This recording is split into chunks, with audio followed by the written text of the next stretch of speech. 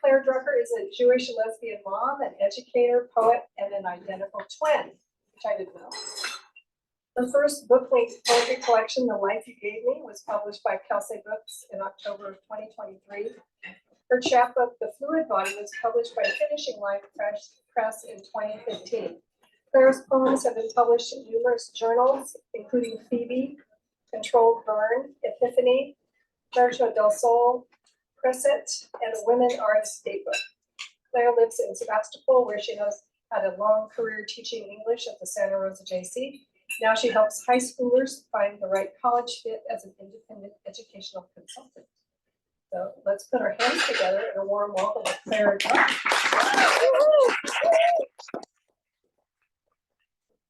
Thank you so much. Wow, it's a big crowd out there. So first I just wanted to say thank you to Sandy and Monica and Shauna, and thank you to Ed. Your last poem reminded me that my daughter said to me about a month ago, "Mom, you could be famous." And I was like, oh, that's right, quit my day job for this. So I published my first book-length collection of poems 3 months ago. Yay! Called The Life You Gave Me, and it's this is a photo of my mother when she was in her early 20s, and my grandmother and grandfather, and there's a pre-World War II map behind them. A good friend of mine designed the cover. And I started writing these poems probably mostly in 2016 as a response to Trump's election and the incredible sort of breakdown of the illusion theory of democracy that we love. And also because I really was feeling this sort of intensification of our climate crisis. The other thing I wanted to say is that I really wrote these poems as a way to celebrate the ordinary and extraordinary moments of what it feels like to be alive right now. And I hope that they move you in some way. The first poem I'm going to read is called Dear America.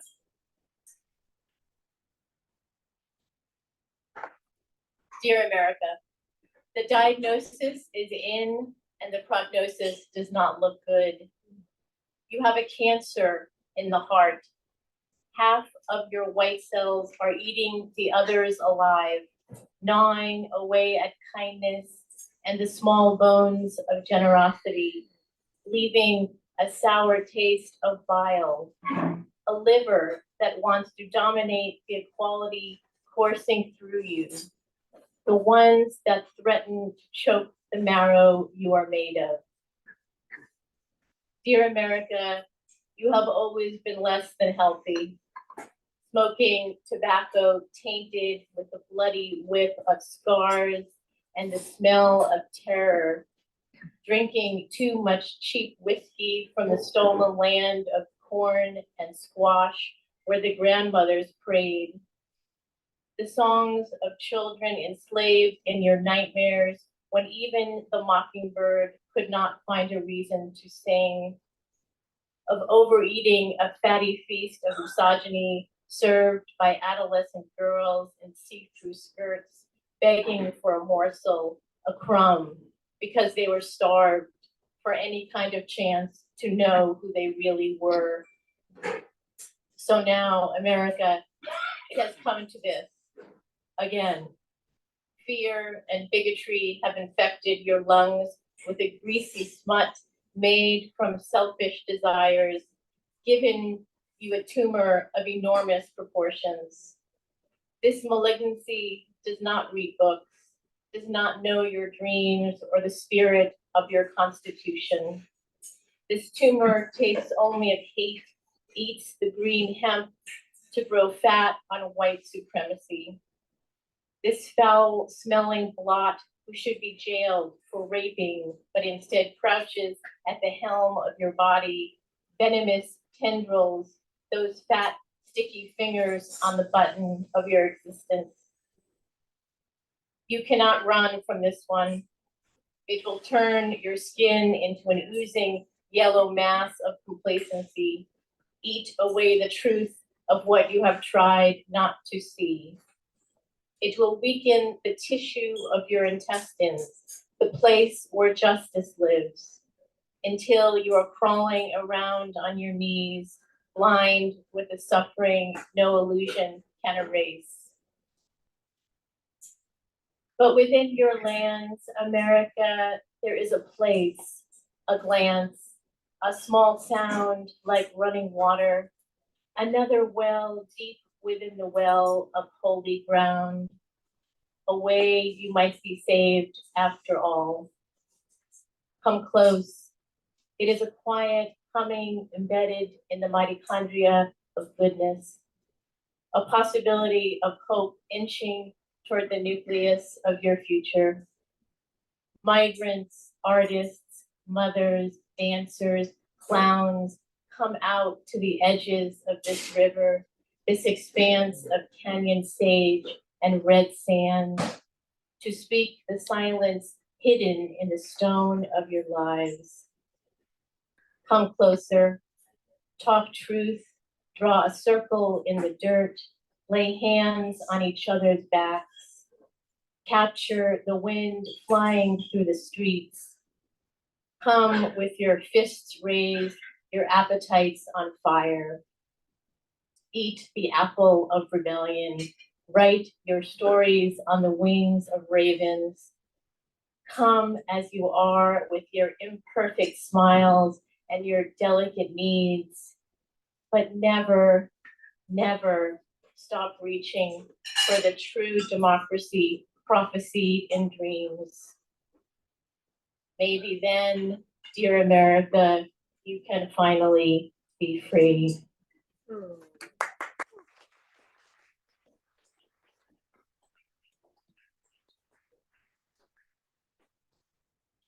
This is a poem that I wrote for my grandfather. It's called His Name. At 32, I found his last words in my mother's closet, bottom of a cardboard box next to winter coats and socks. To be Jewish in 1938 Vienna was to know denial that kept them sleepless, hoping it would pass. America had turned her back on his Romanian birthplace, bolted the lock, sealed with a final shove. My grandfather researched for months, telling no one, while Nazis marched their brown boots down the streets, and his daughter, my mother, cried in her sleep, not too young to taste fear. Like so many, he lost his work, his money, his God. He left the note on the wooden table, said he loved them always, why he had to free them himself. Without his life, he knew they had a chance to flee, to remake time. White enamel oven and the tick of the clock. His own shaking hand on the black dial. Sacrifice, to suffer someone to be lost, to offer something up for the sacred. After he died, my grandmother begged the consulate's wife on her knees for visas, for any kind of kindness. She sailed on the Normandy with her two small children, a handful of refugees in the hold, while the wealthy toasted their luck with champagne. And for decades, they never spoke his name. Hermann, inventor with the soft eyelids and generous heart, who battled depression after the Great War.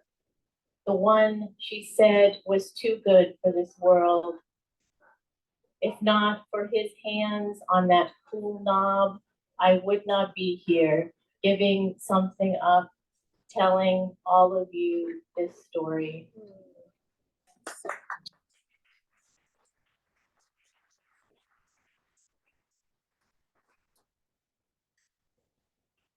I will say that it's taken me kind of a lifetime to write some of these poems because they are so deeply ingrained in my psyche and my cellular memory, and there was so much secretiveness in my family and shame. So it actually feels really great to be speaking them out loud to a room of people like you. So thank you for listening. This is called The Life You Gave Me. It could not fit in a velvet box with a velour ribbon tied twice, nor could it be worn an evening gown blue as the generous, sad sea. Not a stone, not a car, not a dog with pleading eyes to please get the bone before it's gone forever.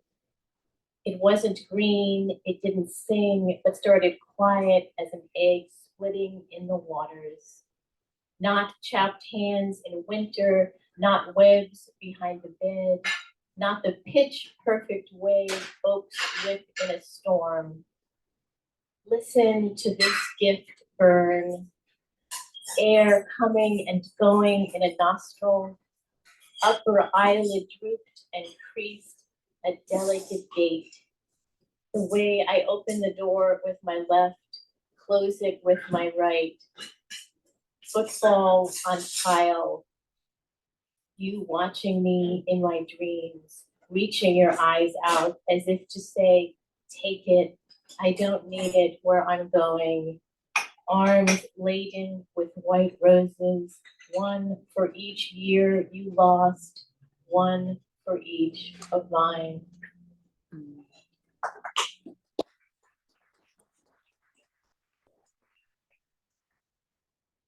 This was a poem that I wrote in 2020, fall of 2020, pandemic, remember that? And fires at the same time where we couldn't go outside. So just felt a little bit trapped. Actually, okay, I was almost about to have a meltdown, it's true. But I had this incredible experience this one day with this animal, and so it became this poem. It's called Great Blue Heron. Jogging the track in early morning hush, trucks in the distance ripping up concrete. I remember my grandmother, how she told of standing in the New York subway, two small sets of hands in her own, how she wanted to throw herself onto the tracks, but their faces peered up at her, those sad, empty mouths, and this stopped her. I wonder now how she made it through, how she forced herself to turn on the tap, scraping last night's dishes, how she sewed and sewed until her skin cracked. A great blue heron wings into the center of the wet field, its body an exclamation point, neck like a pencil turned toward the east. Its elegance unmoors me, and I turn back every few seconds to watch it glide without touching ground, like the stone statue game I used to play in the woods by the creek. The heron elongates, plumage a steely gray touched by the sky. How do we keep from throwing it away? How do we stand still and listen? Blue heron jabs her beak into the moist grass, throws back her serpentine neck, oblivious to my presence. She could be the center of everything, all of us rotating in concentric orbits, spinning with the shifting light, flailing our arms in a dance of form and shadow. Now the heron hears a noise, opens her wings, lifts the sun over my head. My feet dig into the soil, my voice in that other lifetime, so quiet, begging to be released.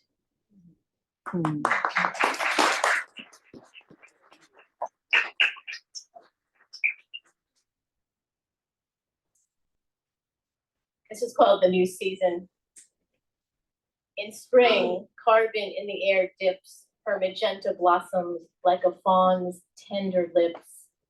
Thick white fists petal the sidewalk, and bees dusted with sunlight drink themselves drunk on the fragrance. How can pink apple petals hold the risk of a no future future? If only we would listen to the choral, to the language of fire and the crack of melting glaciers. Every note ever sung lives in them.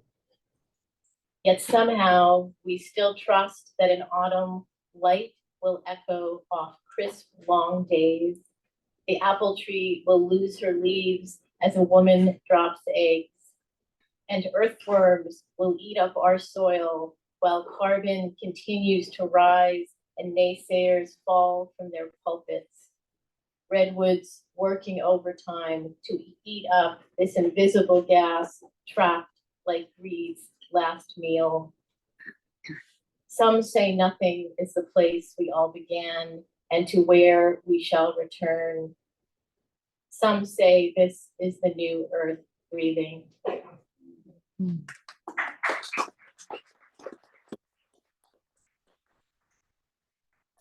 I thought I'd read this one because it's a little bit what we just experienced in the last 24 hours. It's an incredible storm, wasn't it? Oh, God. Yeah. What was once a street, now a river, a lake, creates its own language, knows no fences except to fall in love with gravity, slithering under oaks, between sidewalks, nowhere to go except forward, a bottomless pool that could engulf you if you let it, that would carry you away in your metal box into the next day or hour, or maybe into yesterday, while mustard flowers sprout up in February, golden tinged as a rusty fender. You don't succumb to inertia. You plow into the sea, wanting to overturn your slipping heart. You pray to become a boat on the waves. Inch by inch, the pond you swim through parts like that other story. The bones of dinosaurs under your body reminds you the earth is a mountain, a ladder of stars glued to birth, lament. The car hits cement, your pulse a rebirth, intangible as a red-tailed hawk wheeling under the translucent sky.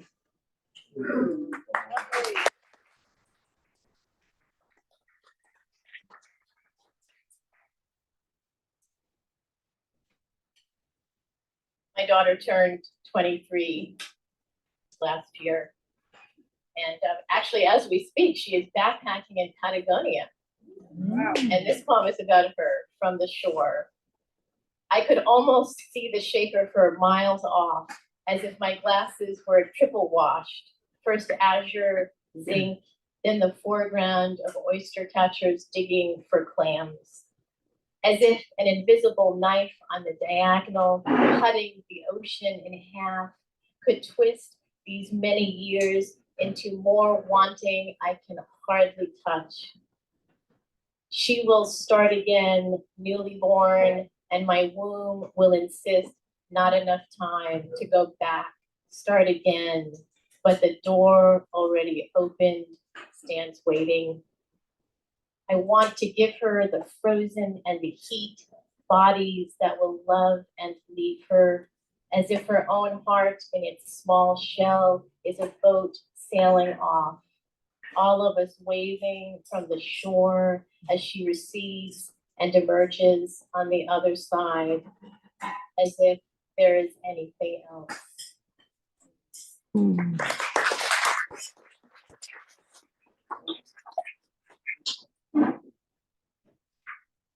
Back to the wild. In ferns and flowering oxalis beneath grandmother redwoods, I find the self unafraid of society breaking into unmanageable shards. Nettles and wild iris, purple as a bruise, sway in the breeze, singing in ancient tongues. Gracie says, I could live in the woods, happy and unencumbered, as we walk over bay and oak roots and miles of mycelium, a parachute threaded with our shared genetic bones. Sitting on redwood duff, sunlight reflects a perfect circular web, and I am unwilling to walk back, wanting to halt time, like the red-shouldered hawk soaring above us, to become a new kind of stillness, a new kind of alive.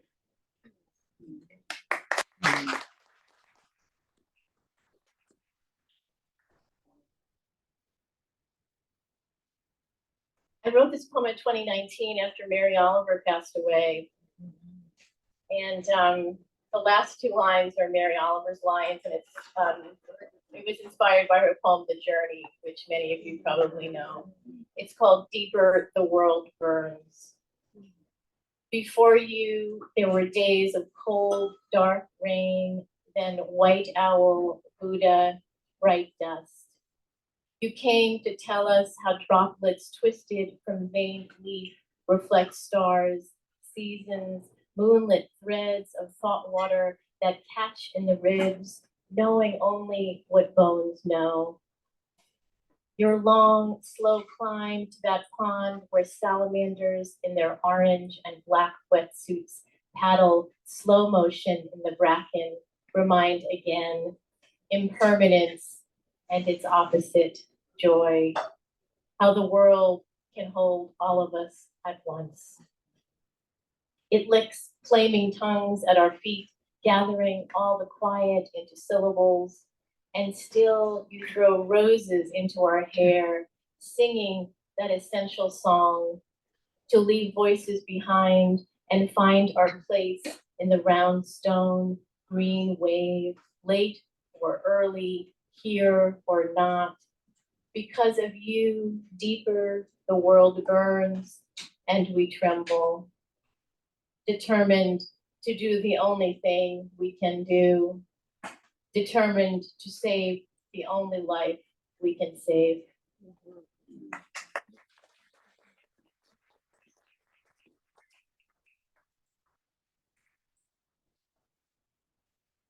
So some of you know this already, but I took care of my aging parents for 10 years.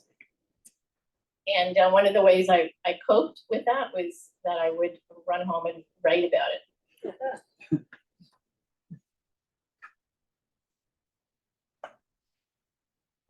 This is called Or Hot Springs, which many of you probably know pretty well.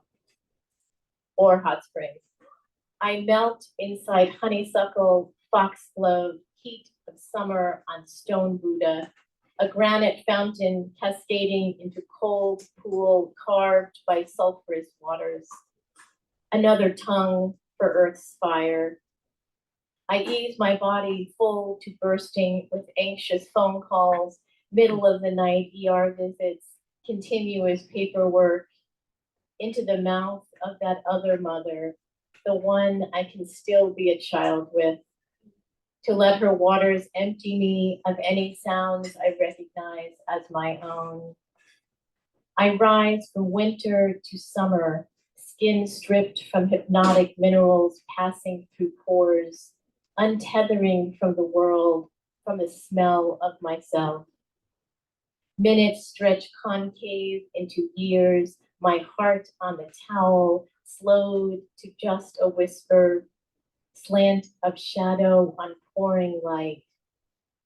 Sinking into bird song, molecular conversion, cell by tiny cell, I disappear beneath the ripples. Only bubbles where my hands reach up and slice a path through. Overhead, Doug fir catches sun's arc, nothing but a red dragonfly dancing motionless in the air.